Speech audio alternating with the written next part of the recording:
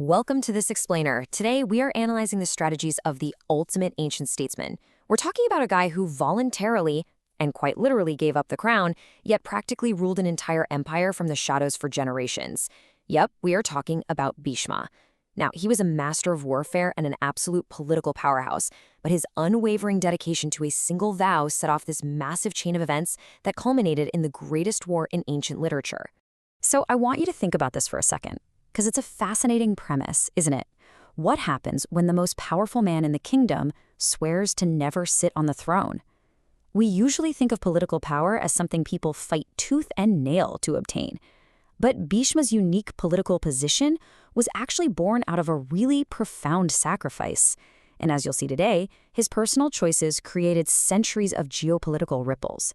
It locked him into this rigid system where he had all the responsibility of a king, but zero ultimate authority to stop his kingdom from tearing itself apart.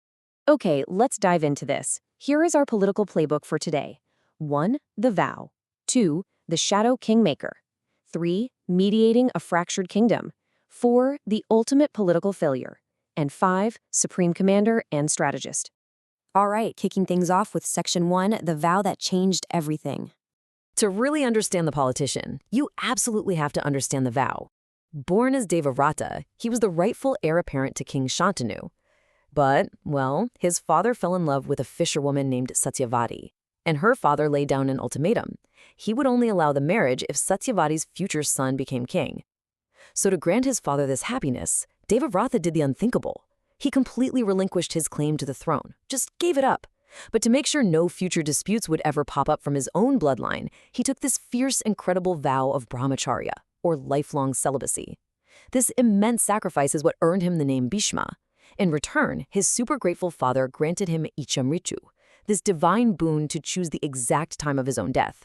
So basically, this gave him near immortality, but it permanently tied him down as the eternal guardian of a state he could never officially rule. Which leads us right into Section 2, the Shadow Kingmaker. Bhishma's longevity in politics is honestly mind-blowing.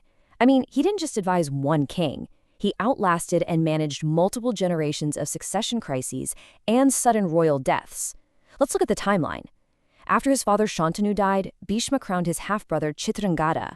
When Chitrangada was killed, Bhishma turned right around and crowned the younger Vichitravirya, helping their mother Satyavati run the kingdom. And he didn't stop there. He later oversaw the marriages and reigns of the entire next generation, Pandu and Dhritarashtra. He was literally the anchor of the Kuru dynasty, holding the whole thing together through sheer force of will and administrative brilliance, while kings just came and went. But keeping this lineage afloat required some pretty extreme measures. When King Vichitravirya died young of tuberculosis, he left 0 heirs behind. The royal lineage was literally on the brink of extinction. So Satyavati desperately begs Bhishma to break his vow, take the throne, and marry the widows to produce an heir. But Bhishma? He flat out refused. His vow was absolute, no exceptions. Instead, he pulled out a move from ancient statecraft, suggesting the practice of niyoga. He arranged for the sage Vyasa to impregnate the royal widows, which ensured the birth of Dhritarashtra, Pandu, and Vitarashtra. It was a staggering, drastic measure just to preserve the state, proving he'd put the survival of the Kuru kingdom above absolutely everything else. Moving right along to Section 3, mediating a fractured kingdom. By this point, the kingdom was severely fracturing. You essentially had 2 rival factions. On one side, the Kauravas, led by Duryodhana, who was acting as the de facto heir in Hastinapura under his blind father Dhritarashtra. On the other side, the Pandavas, led by Yudhishthira, who had a highly legitimate claim to the throne. And the hatred between these cousins, it was palpable. We're talking multiple assassination attempts by the Kauravas. So to avoid a full-blown bloody civil war, Bhishma stepped in as diplomatic mediator. He advised King Dhritarashtra to physically divide the kingdom in half, giving the Pandavas their own territory where they went and built their capital, Indraprastha. It was a brilliant act of temporary statecraft that bought the kingdom a little time, but really, it was just a band-aid on a massive geopolitical wound. And eventually, that band-aid gets ripped off. Section 4, the ultimate political failure. Now, in the ancient Indian context, there is this fundamental rule you have to grasp.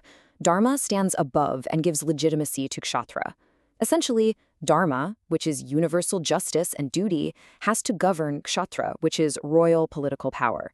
A king's only real legitimacy comes from upholding dharma, period. Well, this concept was put to the ultimate test during the infamous gambling hall incident.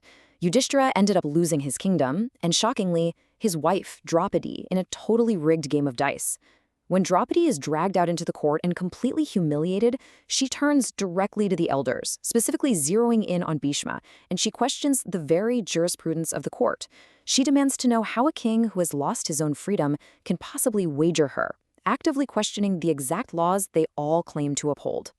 So the crucial point is, Draupadi's question completely paralyzes Bhishma. It completely traps him between dharma and katra. Here is the greatest scholar of political science of his era, yet he entirely fails to answer her, just mumbling that dharma is subtle. Why? Because his vow bound him in blind loyalty to the crown, the katra, which happened to be controlled by Dhritarashtra and Duryodhana at that moment. He absolutely knew they were committing adharma, terrible injustice, but his rigid adherence to his political duty as a servant of the state prevented him from stepping in to protect universal justice. It is a profound, devastating political failure, and it proves that blind loyalty to a corrupt state can make even the most righteous folks complicit in tyranny.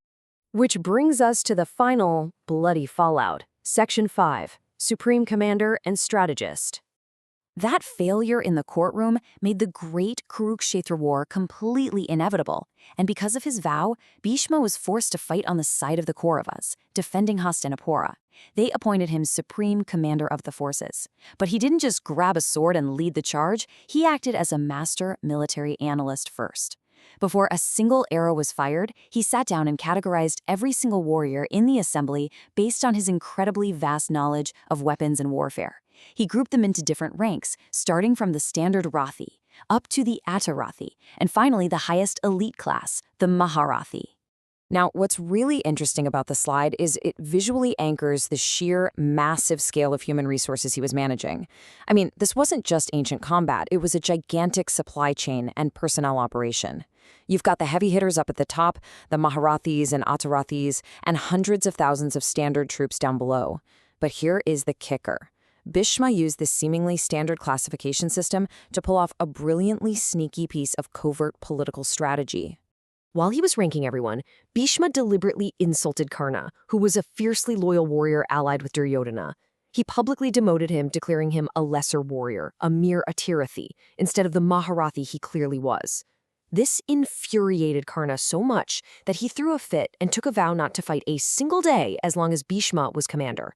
But why on earth did Bhishma do this? Because he secretly knew Karna's true lineage. Karna was actually the eldest brother of the Pandavas. By manipulating Karna's massive pride, Bhishma effectively removed him from the board for the first 10 days of the war. He did this specifically to prevent Karna from taking the field and slaughtering his own brothers. Honestly, it was a masterstroke of psychological manipulation and political strategy. Now, in his final play as commander, we really see the absolute tragedy of Bhishma's circumstances. Bound by his vow to fight for a corrupt king, yet deeply loving the Pandava brothers, he executed this precise three-step strategy. Step 1. He fought fiercely, slaying like 10,000 soldiers a day, but he silently vowed never to actually kill the 5 Pandava brothers. Step 2. His dominance on the battlefield was so overwhelming that it forced Lord Krishna, who had sworn an oath not to fight, to break his own vow and raise a chariot wheel as a weapon against Bhishma. But step 3 is the most stunning political move of all. Knowing he was literally the only obstacle standing in the way of the Pandavas' righteous victory, he engineered his own defeat. He advised the Pandavas to place a warrior named Shikhandi right in front of Arjuna. You see, Shikhandi was the reincarnation of Amba, a woman Bhishma had deeply wronged in the past. Because Shikhandi was once female, Bhishma's strict code of honor dictated he had to drop his weapons, which finally allowed Arjuna to fell him with a massive barrage of arrows. So, that brings us to the ultimate question to wrap up this explainer.